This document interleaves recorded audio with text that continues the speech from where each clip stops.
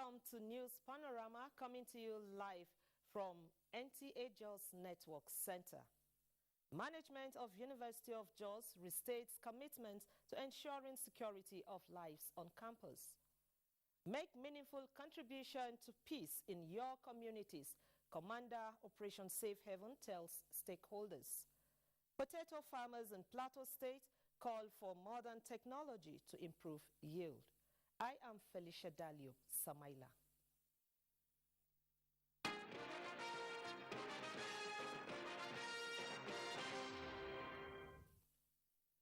An early morning inferno has raised the Itobe Main Market of full local government area in Kogi State. No fatalities have so far been reported. However, eyewitness accounts allege that the fire began after the restoration of electricity, which ignited a generator inside one of the shops. Eyewitnesses say the fire quickly spread, raising the entire section of the market. Some of the victims said they were unable to retrieve any item from their shops as they were at home sleeping when the fire began. The Itobe Main Market is stocked with consumables, provisions, electricals, vehicle parts, accessories, and household items. The market serves communities along the Itobe-Ajakuta axis, as well as travelers along the busy Lokoja-Ajakuta-Enugu road. With available data, Nigeria can now attract qualified investors to explore the mineral deposit across the country. Minister of Mines and Steel Development, Olanilekan Adegbeti, raised the hope at the presentation of the National Integrated Mineral Exploration Project report. Joseph Otsen reports.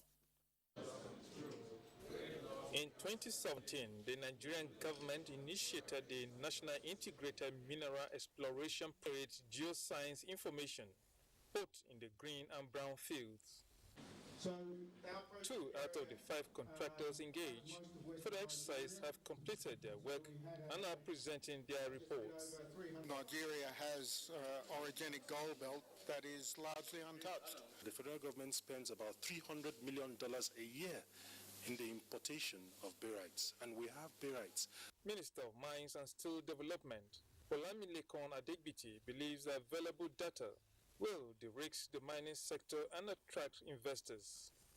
We have a few people who've taken licenses, have not been able to do the proper work on these areas. But because they already have the licenses, we have to do some linkages, with the investors, because most of these people do not have the wherewithal to develop these mines. Now we have data from drilling, we have data from soil sampling, we have a lot of data coming in. Investors believe in this kind of data. The government is exploring the mining sector as part of its diversification policy. The data presented indicates there are sufficient minerals to facilitate industrial revolution in the country.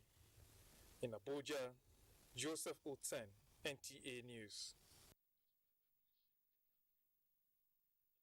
In line with the plans of the federal government to build and operate nuclear facilities in the country, the Atomic Energy Commission is developing strategies to be adopted in the management of radioactive waste that will be produced in the process.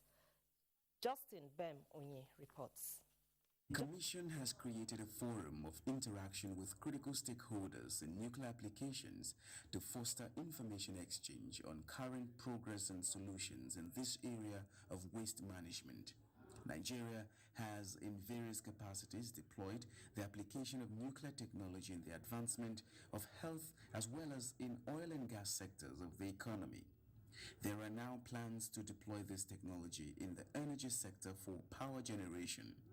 Amidst these developments, the Nigeria Atomic Energy Commission is also interested in exploring the effectiveness of radioactive waste management techniques currently applied and has called for contributions to promoting the adoption of good practices and well-integrated approaches to ensure safety of human life in the course of the adoption of the nuclear technology. There are 2 major things that we have to discuss. Interim storage, conditioning, and then probably how to dispose it. Now, in the facilities of nuclear nature, when you are buying or when you are agreeing with any vendor of that facilities, you have to clearly make it in the line of discussion. Are we repatriating the waste at the end of the day, or are we going to reprocess the waste, and who is responsible for reprocessing, who is responsible for disposing those waste? So I think we want to take a stand in Nigeria. We are planning also to have a waste management policy. We can start a program, but the most important is not just starting the program, but the continuity of that program until it have seen the light of the day. This is very critical, and I think as a free university, this is part of what we are trying to do now. So we are now positioned to provide weather information for the proper management of radioactive waste, and most especially as it concerns the design and construction of the radioactive facilities. Special focus is on the identification of nuclear waste materials for proper accounting and control, fiscal protection of nuclear materials, techniques and equipment, and methods of security of nuclear waste transportation in tandem with the approved national roadmap of the National Nuclear Energy Program for Socio-Economic Development of Nigeria.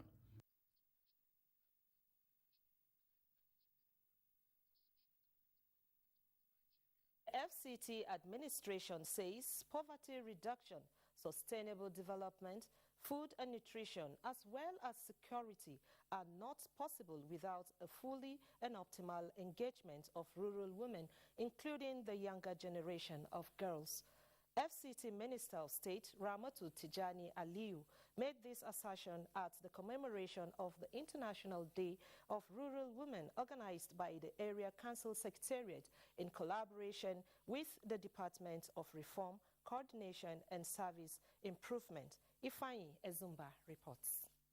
The role of rural women, particularly in the African traditional setting, is very crucial to stabilizing the economic well-being of a community, supporting their husbands to raise a responsible generation of children, while also helping in the farms to enhance productivity and food sufficiency. The recognition of these huge sacrifices have earned the rural women a global recognition by the United Nations to set aside October 15th every year to identify with them and acknowledge their efforts. FCT Minister of State Ramatu Tijani Aliyu, represented by the Director Gender, Social Development Secretariat, Grace Adailu, affirmed that empowering the rural woman economically and socially makes the difference in the society. There are so many platforms she has made available to empower women and to bring women into urbanization and to make women to be happy, to make women have a sense of belonging. She has also made an arrangement via this office and other platforms and the program where the abusing of women should be stopped. The Area Council Services Secretariat and the FCT Department of Reform, Coordination and Service Improvement stressed that the FCT administration is committed to enhance the impact of its efforts in favor of rural women. I remember back then in the village, we have this communal way of even raising our children. There's no mother that will just correct any woman for trying to correct her child, and which is why it's very important for us to continue this advocacy to ensure that in our rural community, big healthcare facilities, the woman should have it. There was paper presentations by relevant stakeholders on the role of women in community development, sex and gender violence, harmful traditional practices, among others. You should also continue to fight against discrimination. In Abuja, Ifeanyi Ezumba, NTA News. Bayelsa State government is ready to partner with the federal government to implement the national homegrown school feeding program in the states. Governor Doye Diri affirmed this when he received a delegation from the Federal Ministry of Humanitarian Affairs, Disaster Management and Social Development in Government House, Yenagua. Fred Owefie reports. The free school feeding program as pivotal to the health and learning behavior of pupils in school, Governor Doye Diri, who spoke through his deputy, Senator Lawrence Erujakbo, disclosed that Nigeria has a large number of children suffering from malnutrition. Senator Erujakpo called on the federal government to expand the free school feeding program to cover all classes in primary schools as against feeding only pupils of primary 1 to 3 to strengthen their health and learn effectively. We want to suggest to the Federal Ministry of Humanitarian Affairs that our children are our future. Whatever we make of these children today will determine the kind of leadership that will be provided in our country after we are gone. Representative of the Federal Ministry of Humanitarian Affairs, Disaster Management and Social Development, Mrs. Maimuna Idris, remarked that she and her team came to liaise with the state government and provide technical support for the National Homegrown School Feeding Project to kick off. We're here to assess the readiness of the Bayelsa State government in keying into the National Homegrown School Feeding Program and also to provide technical support on the implementation. We also have women who are going to be cooking the food for the children. They are also going to be beneficiaries because they will have something to do. And then we also have the local farmers that will provide the food that will be cooked. So it's going to stimulate economic growth in the state. We will ensure that those who will feed this school must be those who live in the school. Schools in Bayelsa State have been planned to benefit from this program. The school feeding project is one of the 4 projects currently implemented under the National Social Investment Program of the federal government. In Yenagua, Fred Weifie, NTA News. Participants at the second season Greenfield Day of the National Root Crops Research Institute, Kuru, are calling on the institute's scientists to develop more technologies in the area of improved potato varieties as well as proper management of potato viruses for sustainable food security in Nigeria. Saadatu Mohamed Kafa reports.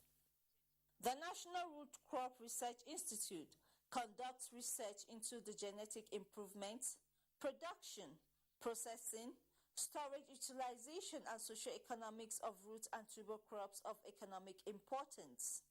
It also executes agricultural extension sources in partnership with relevant federal and state agencies. The Farmers' Field Day therefore increases the adoption of new technologies in the target crops, which is expected to result in increased yield and sustainable income for the farmers to improve their livelihoods. It also creates avenue for farmers, agricultural extension workers, and researchers to share knowledge and experiences on the interventions being demonstrated in demo plots and improve their technical knowledge on the use of fertilizers. The peasant farmers here are said to be the nexus between annual harvest and the market value for what they produce with little to part with as proceeds. This challenge is making researchers put on their thinking caps to discover advanced method of producing quality yield with the OCP fertilizer on the front burner. 8 local government areas in Plateau State are used to drive this new innovation as a means of achieving greater results. The innovation that farmers have embraced, in fact, it is a kudos to them. And we appreciate what Root and Tuber Crops Research Institute is doing. This demonstration that has been done in my farm, I really appreciate it, and it has become an eye-opener to me. The project, which is the second in series, is receiving attention from critical key players as they call on the Institute's scientists to develop more technologies in the areas of improved potato varieties resistance to late blight, bacteria with proper management of potato viruses for sustainable food security in Nigeria. In Jos, Saadatu Mohamed Kafa, NTA News. And joining me in the studio is the Acting Coordinator, National Root Crops Research Institute, Kuru, Mr. Kaya Shwaibu. You're welcome, sir. Thanks for having me. Sir, potato farmers in Plateau State converge on demo plots for Greenfield Day. Please shed more light on this. Yeah, the National Root Crop Research Institute, under the leadership of Professor Uje Ukwabi, has a mandate of root and tuber crop for genetic improvement and production, storage, utilization, and socio-economic studies of economic importance of root and tuber crop. We had collaborative research work with the OCP Africa and National Root Crop Research Institute, where the OCP Africa produced a fertilizer, and we were called on to come and conduct a research. So we conducted a research on the potato and fertilizer. So we vary different rate of fertilizer. The research work. And at the end of the day, we do the experiment in 2019 and we repeated it in 2021. Recently, the Brownfield Day and the Greenfield Day was organized, and one of the major reasons we organized the Greenfield Day is to call farmers or farmers that participated in our program and people that have not participated, the researchers, the extension workers, to come and showcase what we have done. For the Greenfield Day, is all about showcasing when the crop is green on the field and what type of agronomic practices that was conducted. That was what we mean by Greenfield Day. And during that time, farmers need to express their view on the different fertilizer rate that we have done for them to be able to see themselves. So, and we also organize the Brownfield Day, whereby Brownfield Day is all about when the crop is matured on the field. So once the crop is matured on the field, you have to invite the farmers, the extension workers, the scientists, so that people will come and see. And at that time, that's when the potato will be harvested, and it is the farmer who will now tell us their perception, which fertilizer rate is the best. So at the end of the day, some of this information with some of our research activities, we will now file it and write a report and submit to OCP, whereby they will have the best rate that farmers are going to use when they want to use the OCP fertilizer. Okay, you have done a lot of research, and then from your research, I'm sure there were some findings there. So how will farmers improve yield? Well, one of the reasons that farmers need to improve their yield is that they have to follow good agronomic practices. Because if farmers do not follow good agronomic practices, then it means that at the end of the day, they are going to get a low yield. And our farmers have a lot of challenges. Most of the challenges some of our farmers are having is that their soil has low fertility and they don't have enough micronutrients. And in which the OCP fertilizer, when they were blending it, they added so much micronutrient like magnesium, like sulfur, and manganese into it. So now, for the farmer to increase his yield, he has to follow the recommended rate of fertilizer application, and the time of application matters, and the time of weeding, and also the time of management, whether the farmer is managing for either fungicide application to manage the lead blight. So if all these procedures are being done, then I assure you that farmers are going to get a high yield in potato. Okay, you mentioned some of the challenges being faced by farmers. What is your institution doing to assist them come out of such challenges? Well, since it's part of our mandate, the National Root Crop Research Institute is working seriously on developing improved varieties that are resistant to lead blight. Lead blight, we know, is a very common disease that has affected potato in Nigeria, and especially during, was it 2013 or so, some farmers on the plateau committed suicide because of the fact that their farm was completely wiped out because of lead blight. So the institute has developed a variety that is resistant to that lead blight. Now we are undergoing evaluation in adaptability trials, whereby we take those varieties to different locations, multi-locational and on-farm, whereby we know whether the potato is really resistant or tolerant to the potato. Thank you very much, sir. I've been discussing with the Acting Coordinator, National Root Crops Research Institute, VOM, Kaya Shuaibu. Moving on, President Muhammadu Buhari sends warm felicitations to former Director General of National Agency for the Prohibition of Trafficking in Persons, Senator Bashir Garba Lado, on his 55th birthday, October 16, 2021, rejoicing with the party stalwarts on the milestone.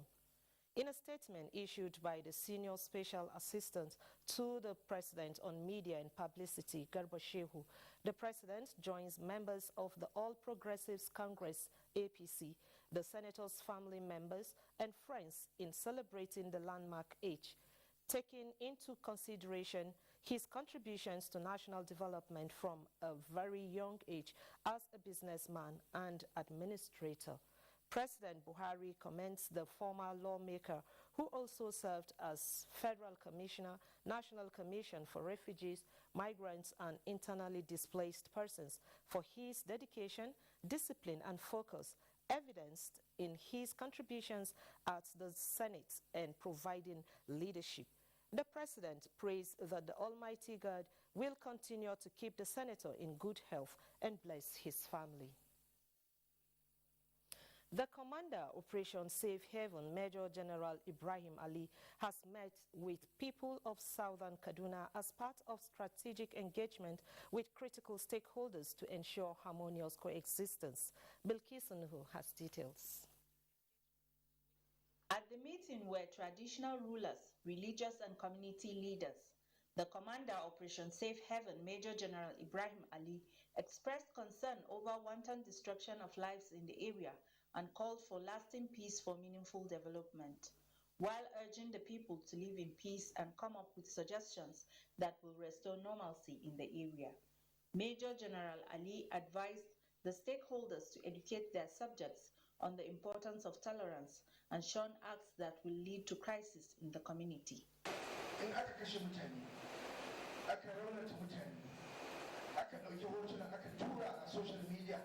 If there is a crisis anywhere and people are affected and it is sent on social media, it is capable of breaching the peace of such communities. We should desist from this. The stakeholders expressed appreciation to the commander for his concern, promising to address their followers on harmonious coexistence. They assured the military of support by opposing what they call criminally minded people of the community for action. In Jos, Bilkis Nuhu, NTA News. This is News Panorama. More reports after the break. Stay with us.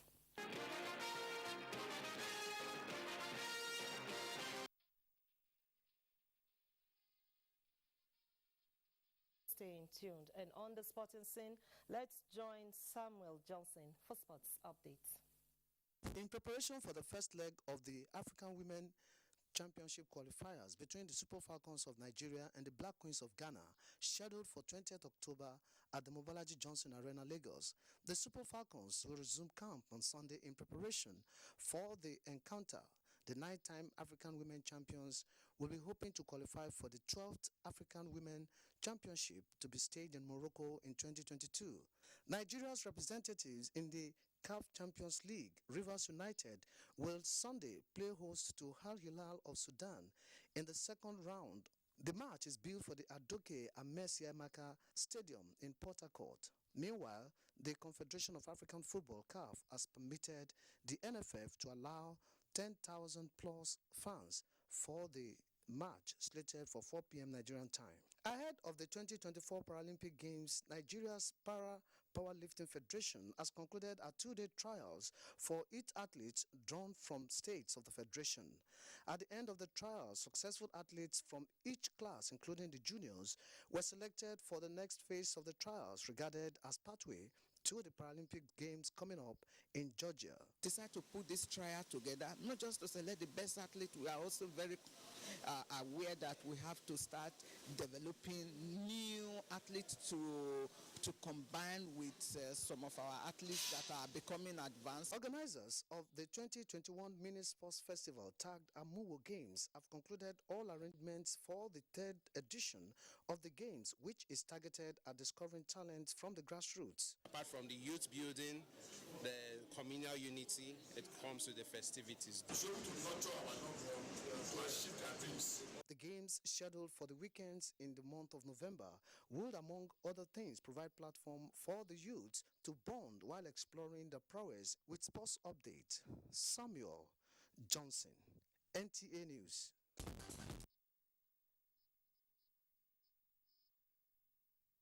it on News Panorama from NTA Network Center, Jos. Remember, be a star, stand against rape and rapists.